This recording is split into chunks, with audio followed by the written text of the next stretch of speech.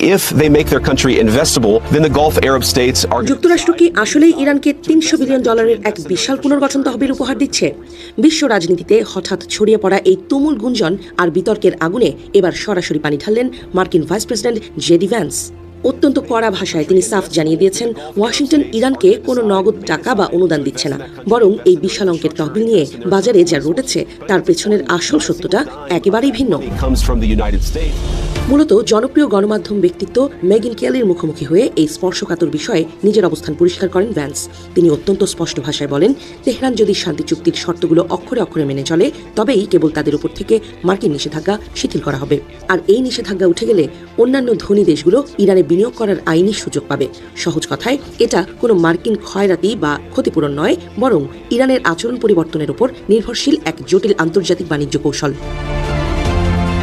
একটি উদাহরণ টেনে মার্কিন ভাইস প্রেসিডেন্ট বলেন, ধরা যাক সংযুক্ত আরব আমিরাত যদি ইরানের কোনো পারমাণবিক বিদ্যুৎ কেন্দ্রে বিনিয়োগ করতে চায়, তবে বিশ্ব আর্থিক ব্যবস্থার উপর আমেরিকার যে কঠোর নিষেধাজ্ঞা রয়েছে তার কারণে তারা তা করতে পারছে না। কিন্তু ইরান যদি নিজের স্বভাব এবং যুদ্ধংদেহী আচরণ বদলে ফেলে, তবেই কেবল ওয়াশিংটন আরব আমিরাতের মতো বন্ধু রাষ্ট্রগুলোকে সেখানে টাকা খাটানোর অনুমতি দেবে।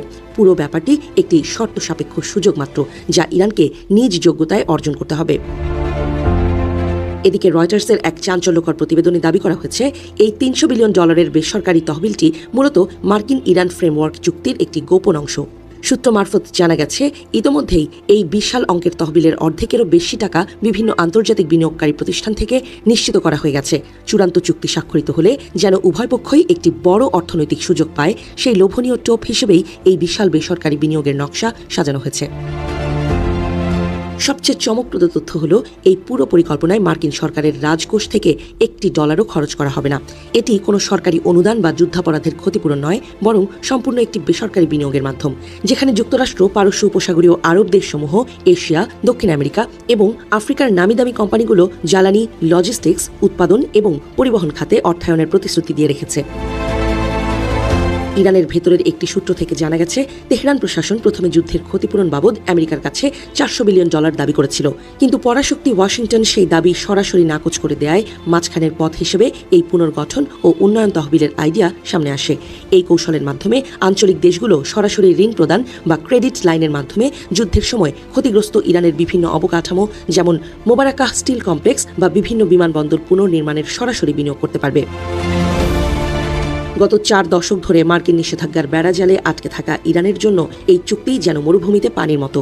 বিশ্বের দ্বিতীয় বৃহত্তম প্রাকৃতিক গ্যাস এবং চতুর্থ বৃহত্তম তেলের খনি থাকা সত্ত্বেও বিদেশি বিনিয়োগের অভাবে দেশটির অর্থনীতি এতদিন প্রায় পঙ্গু হয়েছিল।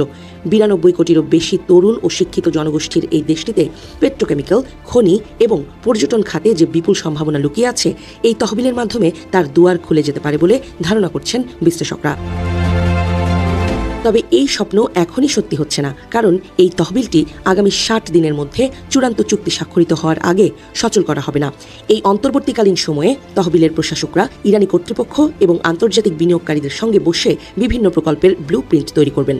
এখন দেখার বিষয়, হোয়াইট হাউসের এই শর্তের জুয়া খেলায় ইরান সত্যি সত্যিই নিজের আচরণ বদলে শান্তির পথে হাঁটে, নাকি $300 বিলিয়ন এই বিশাল লোভনীয় অফার মাঝপথেই ভেস্তে যায়।